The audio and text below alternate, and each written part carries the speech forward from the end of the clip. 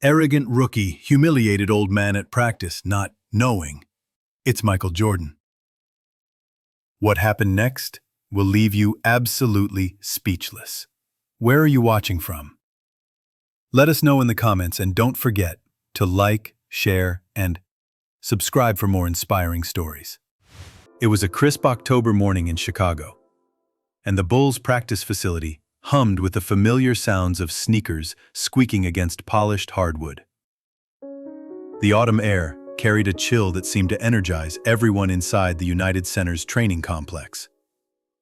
Everyone except Marcus Thompson. Marcus was the Bulls' newest rookie, a 19-year-old from Detroit who stood 6'4" with an attitude that towered even higher. His gold chains caught the overhead lights as he strutted across the court. Designer sneakers, leaving marks on the sacred floor where legends had once played. But Marcus didn't see legends when he looked around. He saw has-beens, washed-up players, clinging to a game that had already passed them by. "Man, I can't wait to show these old heads how basketball is really played," Marcus boasted to his teammate as they entered the gym. His voice carried the kind of arrogance that made veterans shake their heads. All these guys thinking they still got it when the real players are right here. Referring to himself with a cocky grin. The morning light streaming through the high windows cast long shadows across the court, creating an almost cinematic backdrop for what was about to unfold. Coach Williams, a man in his 50s with graying temples and weathered hands, stood at center court holding a clipboard. "Gentlemen," he called out, his voice echoing through the spacious facility, "we have someone joining us today for a scrimmage. He's been around the game for a while and wanted to get some runs in." From the tunnel entrance, an older man emerged, walking with the casual confidence of someone who belonged, but didn't need to announce it. He appeared to be in his 50s, maybe late 40s, with graying hair and a quiet demeanor that suggested years of experience. His outfit was unremarkable: simple black shorts, a plain white t-shirt, and worn sneakers that had seen countless hours of play. No flashy logos, no designer brands, just the basics of a man who understood that basketball was about what you did, not what you wore. Marcus sized him up immediately, his eyes scanning from head to toe, like a predator evaluating prey. "Coach, seriously," Marcus called out loud enough for everyone to hear. "You brought your uncle or something.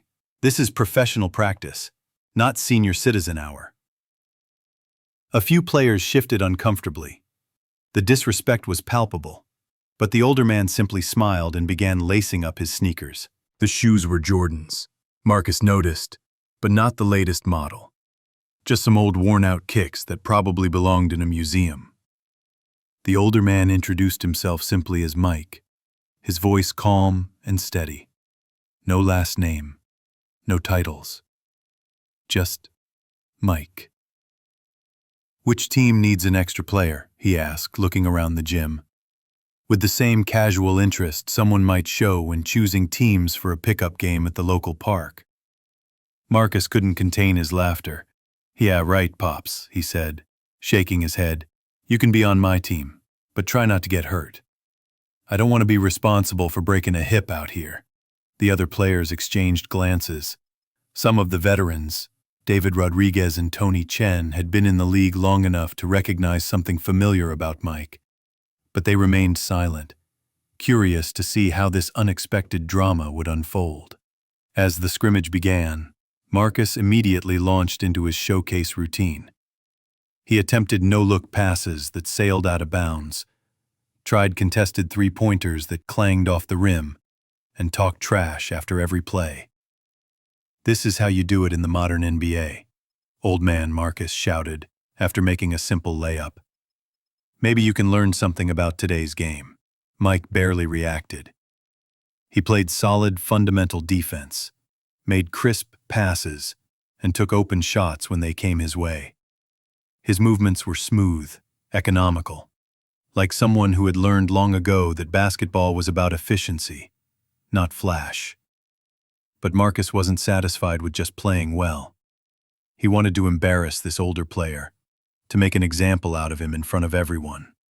During a water break, Marcus walked over to where Mike was quietly stretching. "Yo, Mike," he called out, his voice dripping with condescension. "You tired already? Maybe you should go home and watch the game on TV, like the rest of your generation. This is a young man's game now." The gymnasium fell quiet. Even the sound of bouncing basketballs seemed to fade. The disrespect hung in the air like smoke after a fire. Several players looked away, uncomfortable with the cruelty they were witnessing. One veteran, David, tried to intervene. "Marcus, man, chill out, show some respect." But Marcus was on a roll, his ego inflated by what he perceived as dominance. "Respect?" Marcus shot back, his voice rising. "For what? I'm trying to make millions in this league. I can't waste time babying some weekend warrior who probably peaked in high school." Mike listened to every word, his expression remaining calm. But something shifted in his eyes. A flicker of something that might have been amusement, or perhaps determination. "You know what, young man?" Mike finally spoke, his voice carrying a quiet authority that seemed to command attention from everyone in the gym. "You're right. Let's see what you can really do. How about we play 1-on-1 to 11, winner takes all? The respect in this gym." Marcus' eyes lit up like a child who had just been offered unlimited candy. This was his moment, his chance to completely humiliate this old-timer in front of everyone and cement his reputation as the future of basketball. "You serious?" He laughed. "But don't say I didn't warn you, Pops. I'm about to send you into retirement, for real this time." As they squared up at center court, Coach Williams instinctively pulled out his phone and began recording. Something told him this was going to be a moment worth capturing. The entire practice facility went silent. The usual sounds of basketballs bouncing and sneakers squeaking faded into nothing, leaving only the hum of fluorescent lights and the barely audible whisper of the ventilation system. The game began, and immediately, something changed in Mike's entire being. The casual, reserved player who had quietly participated in the scrimmage was gone. In his place stood something that defied explanation, something that made the air itself seem to thicken with anticipation. Mike's first move was deceptively simple. A subtle jab step to the right that sent Marcus stumbling backward like he had been hit by an invisible force. Before the rookie could recover, before he could even process what had happened, Mike had already released a perfect fadeaway jumper. The ball arced through the air with mathematical precision, swishing through the net with a sound that seemed to echo longer than it should have. "Lucky shot, old man," Marcus muttered, but his voice carried less conviction than before. His confidence was already beginning to crack, like ice under pressure. Mike's next possession was nothing short of a basketball clinic. He faked left, his body moving with the fluid grace of someone who had perfected these movements through decades of practice. Then he spun right, his feet never tangling, never hesitating, and elevated for a dunk that sent shockwaves through the entire gymnasium. The older man wasn't just playing basketball. He was conducting a symphony of skill that left everyone speechless, their mouths hanging open in disbelief. One by one, Mike dismantled Marcus's game, like a master craftsman taking apart a broken machine. Every trash-talking comment was answered with another impossible shot.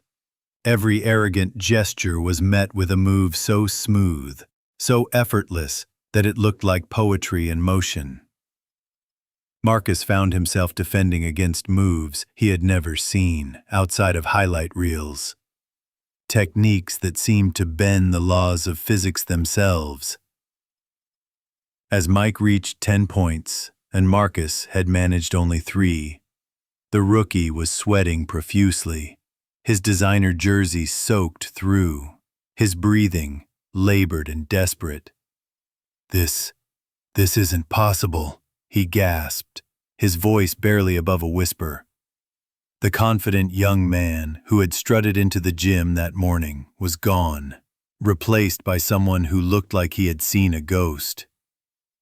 Mike dribbled slowly, deliberately, his eyes locked onto Marcus with the intensity of a teacher about to deliver the most important lesson of a student's life. "Young man, there's something you should know about respect in this game," Mike said, his voice carrying the weight of years of experience, of championships won and battles fought.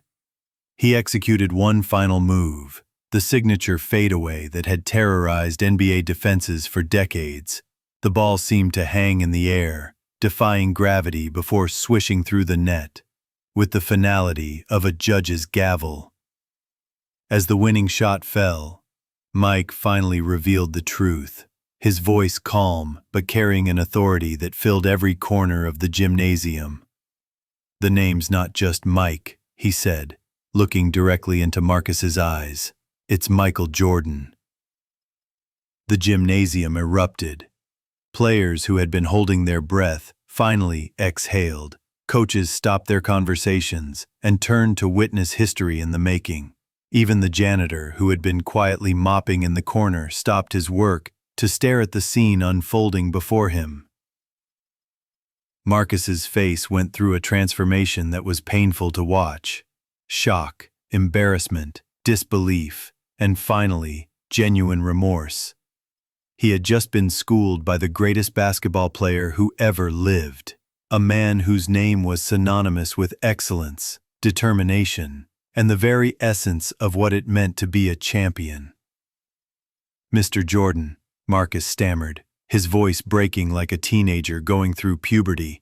I'm so sorry. I had no idea. I should have known I disrespected you, and I disrespected the game itself."